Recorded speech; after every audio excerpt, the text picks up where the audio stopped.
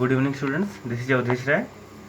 Today we are here to discuss our new topic, which is multiple objective of business, which comes under first chapter of business study, that is nature and purpose of business. So let's start. So the dear student, the name of heading is multiple objective of business. First is the meaning of multiple. Multiple means more than one things.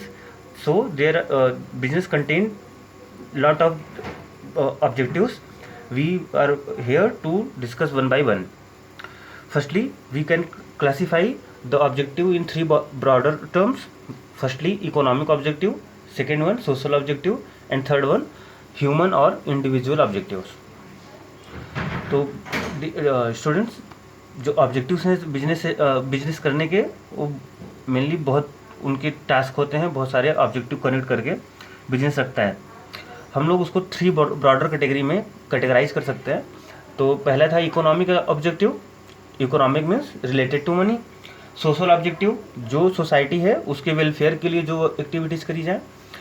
और human और individual objectives, ऐसा भी कुछ हो सकता है business का objective कि वो किसी पार्टिकुलर पर्सन या ह्यूमन के लिए वो बेस्ड हो, उसका अपना टास्क उससे कंप्लीट होने वाला हो. सो इसको हम लोग वन बाई वन डिस्कस करते हैं कि इकोनॉमिक ऑब्जेक्टिव के और अभी मतलब क्या हो सकते हैं, और सोशल के क्या मतलब हो सकते हैं, या ह्यूमन ऑब्जेक्टिव क्या क्या मतलब हो सकते हैं. So firstly economic objective. अब यहाँ पे हम लोग इसको थ्री पॉइंट्स में डिवाइड कर सकते हैं. फर्स्टली सर्वाइवल, प्रॉफिट और ग्रोथ. तो what is the meaning of survival? Survival means to earn और टू कलेक्ट द लिवलीहुड. तो dear students, as a human हम लोग की अपनी रिस्पॉन्सिबिलिटी होती है, फैमिली होती है, कि जिसकी वजह से हम लोग कुछ ऐसा इकोनॉमिक एक्टिविटीज़ परफॉर्म करें कि हम लोगों को कुछ पैसे मिलें और उस पैसे की हेल्प से हम लोग अपने एजुकेशन को कंप्लीट कर पाएँ, अपने लिए फूड, शेल्टर, इन सारी थिंग्स का अरेंजमेंट कर सकें. तो सर्वाइवल के लिए रिक्वायरमेंट होगी मनी की, इकोनॉमिक टर्म्स की. तो इकोनॉमिक या जो मॉनेटरी टर्म्स हैं वो इंसान को अर्न कैसे होंगे, उसके लिए हम लोगों ने पहले डिस्कस कर लिया था. उसके तीन तरीके हो सकते हैं. या वो पर्सन प्रोफेशनल हो जाए, वो अपने एक कोई स्किल कलेक्ट करे और उस स्किल की हेल्प से इकोनॉमिक एक्टिविटीज़ परफॉर्म करे और पैसा अर्न करे. दूसरा था कि वो बिजनेस करने का उसके पास ऑप्शन था, या थर्ड ऑप्शन था एम्प्लॉयमेंट का. हम लोग यहाँ पे डिस्कस कर रहे हैं कि जो बिजनेस है उसके ऑब्जेक्टिव क्या हैं. तो फर्स्ट है कि सर्वाइवल का मतलब हुआ कि जो इंसान है वो अगर बिजनेस में इन्वॉल्व है तो उस वाले बिजनेस से वो अपना सर्वाइवल, अपना लिवलीहुड अर्न करके अपने फैमिली की जो रिस्पॉन्सिबिलिटीज़ को बियर कर सकता है, उनकी जो नीड्स है उसको फुलफिल कर सकता है. सेकेंड है प्रॉफिट. फिर उसके बाद अगेन टास्क होता है कि अगर हम लोग अगर सपोज करो 5 रुपीज़ का पेन परचेज करके अगर 5 रुपीज़ का पेन ही सेल कर दें तो एक्चुअली में तो बिजनेस हुआ नहीं. मेन बिजनेस में होता क्या है कि हमेशा जो बिजनेस है वो प्रॉफिट ओरिएंटेड होता है. हर इंसान चाहेगा कि 5 रुपये का अगर पेन परचेज कर रहा है तो उसको 6 रुपीज़ में सेल करे या 7 रुपीज़ में सेल करें. तो हमेशा जो बिजनेस है वो प्रॉफिट ओरिएंटेड होता है. देन है ग्रोथ.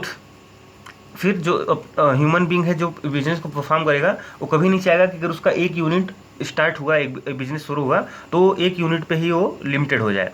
इसलिए देखा होगा आपने कि बहुत सारे जो शॉप्स होती हैं उनके बहुत सारी ब्रांचेज ओपन हो जाती हैं. एक बैंक है उसके बहुत सारी ब्रांचेज हैं. तो जो बिजनेस है उसका ऑब्जेक्टिव होता है कि वो अपने अंडर ग्रोथ लाए और डे बाय डे उसकी जो नंबर ऑफ़ यूनिट्स है वो बढ़ती जाए, उसका जो सेल्स है, प्रॉफिट है, सारी थिंग्स में इंक्रीमेंट आता जाए डे बाय डे. तो इसके बाद साथ हम लोगों ने क्या समझा कि इकोनॉमिक ऑब्जेक्टिव का मतलब है कि ऐसा ऑब्जेक्टिव बिजनेस का जो रिलेटेड टू मनी है. तो अगर सर्वाइवल है तो भी सर्वाइवल के लिए रिक्वायरमेंट है कि हम पैसा है, जो मनी है वो जब अर्न करेगा कोई पर्सन तो उसकी हेल्प से अपना सर्वाइवल कर सकता है. दूसरा कि जो उसका बिजनेस का ऑब्जेक्टिव है वो प्रॉफिट ओरिएंटेड होगा. प्रॉफिट किस फॉर्म में आएगा? मॉनेटरी टर्म में. इसलिए इसको किस कैटेगरी में रख रहे हैं हम लोग? इकोनॉमिक ऑब्जेक्टिव में. तीसरा है कि जो यूनिट है जहाँ पे बिजनेस स्टार्ट करा गया है उसकी और भी यूनिट को बढ़ाना, इंक्रीज करना, उनमें भी किसकी रिक्वायरमेंट पड़ेगी? पैसे की रिक्वायरमेंट पड़ेगी, मनी की रिक्वायरमेंट पड़ेगी. तो इसलिए इनको हम लोग इकोनॉमिक ऑब्जेक्टिव कहते हैं. अब इसके बाद देखते हैं कि what are the social objectives of doing business. Then first one, supply of desired quality of products. तो पहले इसको समझते हैं बेटा कि जो सोशल ऑब्जेक्टिव है इसका मतलब क्या हुआ.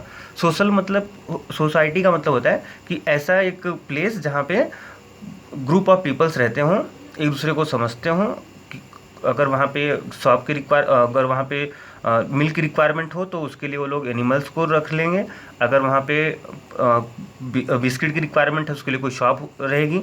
तो ये जो प्लेस होता है उसको हम लोग सोसाइटी कहते हैं। अब उस सोसाइटी में रहते कौन लोग हैं? इंडिविजुअल्स रहते हैं, पर्सन्स रहते हैं। अब उन पर्सन्स को रहने के लिए चाहिए होगा, लिवलीहुड को चलाते रहने के लिए ज़रूरत पड़ेगी कि बहुत सारी थिंग्स को लोग वहाँ पे मैनेज करें। तो इसी के बिहार पर देखेंगे कि जो कहीं कॉलोनी सेट होती है तो उन कॉलोनीज के आसपास कोई मार्केट डेवलप हो जाता है, कोई सिनेमा हॉल ओपन हो जाता है, कोई इलेक्ट्रॉनिक की शॉप ओपन हो जाएगी। तो ऐसे ही बहुत सारे सोशल ऑब्जेक्टिव लेकर आता है बिजनेस। तो फर्स्टली है supply of desired quality of products. जो प्रोडक्ट्स हैं उसमें जो क्वालिटी की रिक्वायरमेंट है वो क्वालिटी उस प्रोडक्ट में आए। फिर avoidance of unfair trade practices. Social objective business का कहता है कि जो अनफेयर ट्रेड प्रैक्टिस हैं, अनफेयर ट्रेड प्रैक्टिस का मतलब हुआ जो बिजनेस के रूल्स को हार्म करे। जैसे कि अगर हम लोगों ने 5 रुपये का पेन परचेज किया और चीटिंग से अगर उसको 10 रुपीज़ का बता के सेल करेंगे तो ये अनफेयर ट्रेड प्रैक्टिस है। या कि हम लोग किसी थिंग को परचेज ही ना करें और सीधे चोरी कर लें। अगर इस तरह से भी अगर हम लोग ट्रेडिंग करेंगे, बिजनेस करेंगे तो वो भी इलीगल है। तो ऐसे जो अनफेयर रूल्स हैं, अनफेयर थिंग्स हैं मार्केट में, उनका रिमूवल भी बिजनेस का सोशल ऑब्जेक्टिव होता है। थर्ड है एम्प्लॉयमेंट जनरेशन। अब अगर बिजनेस की यूनिट होगी तो जहाँ पे इस्टेब्लिश होगी वहाँ पे एम्प्लॉयमेंट जनरेट हो जाएगा। देन है सोशल सर्विस और कम्युनिटी सर्विस। जो जब हम लोगों ने पहले पढ़ा था इसके पहले कि जो बिजनेस है उसके कैरेक्टरिस्टिक क्या होते हैं, तो वहाँ पे भी हम लोगों ने देखा था कि जो बिजनेस है उस सोशल सर्विसेज या कुछ उसके अपने एथिक्स होते हैं, जिन एथिक्स के बिहाफ पर वो आगे चलता है और सोसाइटी के लिए कुछ अच्छा वर्क करके देता है। देन है अवॉइडेंस ऑफ पोल्यूशंस। देन जो बिजनेस है अगर वो प्रॉपर तरीके से करा जाएगा तो जो पोल्यूशन है उसका लेवल भी कम होगा। नेक्स्ट ह्यूमन और इंडिविजुअल ऑब्जेक्टिव। अब जो बिजनेस है उसका एक और भी व्यू हो सकता है कि जो ह्यूमन या इंडिविजुअल है वो अपने बिहाफ पर उनकी जो अपनी स्पेशल नीड्स हैं उसके बिहाफ पर वो अपने बिजनेस को परफॉर्म करें। First one good working conditions, second competitive salary, third personal growth, fourth peer recognition और लास्ट वन स्पेशल बेनिफिट्स। तो ये जो पॉइंट्स हैं इसके अंडर आते हैं ह्यूमन और इंडिविजुअल ऑब्जेक्टिव्स के। Now we are moving in our next topic which is role of profit in the business. तो जो प्रॉफिट है वो क्या रोल प्ले करता है किसी बिजनेस को परफॉर्म करने के लिए। तो सिंपल सी बात ही है कि जो बिजनेस है वो करा क्या हो जाता है कि प्रॉफिट अर्न हो, सर्वाइवल हो। तो प्रॉफिट जो है बहुत तरीके से एक बड़ा फैक्टर है कि लोग बिजनेस की तरफ ट्रेंड करते हैं। तो इसको हम लोग पॉइंट वाइज समझते हैं कि क्या है। तो first role survival, second expansion and growth, third symbol of efficiency और an symbol of efficiency or an index of performance, fourth reward for bearing the risk and last one helps to gain reputation और goodwill। तो जो profit है वो इन तरीके से बहुत important factor है जिसकी वजह से लोग बिजनेस की तरह टेंड करते हैं। तो फर्स्ट है सर्वाइवल। अगर प्रॉफिट अर्न करेगा इंसान तो उसके पास जो अमाउंट ऑफ मनी है वो तो बढ़ता जाएगा, तो उसका जो सर्वाइवल है वो आसान होता जाएगा। तो इस तरीके से हम लोग कह सकते हैं कि जो सर्वाइवल है वो प्रॉफिट के साथ के डायरेक्टली प्रोपोर्शनल है, जितना प्रॉफिट उतना अच्छा survival. Then expansion and growth. अगर बिजनेस को एक्सपेंड करना है, उसकी अलग यूनिट्स वहाँ पर इस्टेब्लिश करनी है, उसी यूनिट को और लार्ज स्केल पर बढ़ाना है, तो वहाँ पर भी अगर प्रॉफिट नहीं होगा तो कंपनी के लिए या जो ऑर्गेनाइजेशन उसके लिए तो पॉसिबल होगा नहीं कि वो अपने उस यूनिट को एक्सटेंड कर पाए। तो यहाँ पर भी जो प्रॉफिट है बड़ा रोल प्ले करता है। जितना ज़्यादा प्रॉफिट होगा उतना ज़्यादा चांस होगा कि बिजनेस जो एक्सपेंड हो उसका ग्रोथ हो। देन सिंबल ऑफ एफिशिएंसी और एन इंडेक्स ऑफ परफॉर्मेंस। तो जो पार्टिकुलर इंडिविजुअल है वो अपने आप को उससे कॉम्पिटिट करेगा कि अपनी जो उसकी परफॉर्मेंस है वो डे बाई डे और उसकी एफिशिएंसी जो है वो अच्छी हो। जैसे अगर वो एक बार 10,000 रुपीज़ को खर्च करके 12,000 अर्न करता है तो अगली बार हमेशा ट्राई करेगा कि 13 ट्राई करे अर्न करने के लिए, फिर 14 ट्राई करे। तो जो उसका कंपटीशन है वो अपने हिसाब अपने खुद से हो जाता है, और उसकी वजह से जो उसकी इफिशियंसी है वो इम्प्रूव होती है अगर उसको प्रॉफिट अर्न होता रहे। इसके साथ साथ अगर प्रॉफिट नहीं आएगा तो सिंपल सी चीज़ है, उसका कॉन्फिडेंस जो है लूज होगा और उसका जो बिजनेस है धीरे धीरे वो डेप्थ की तरफ चला जाएगा। देन है reward for bearing the risk.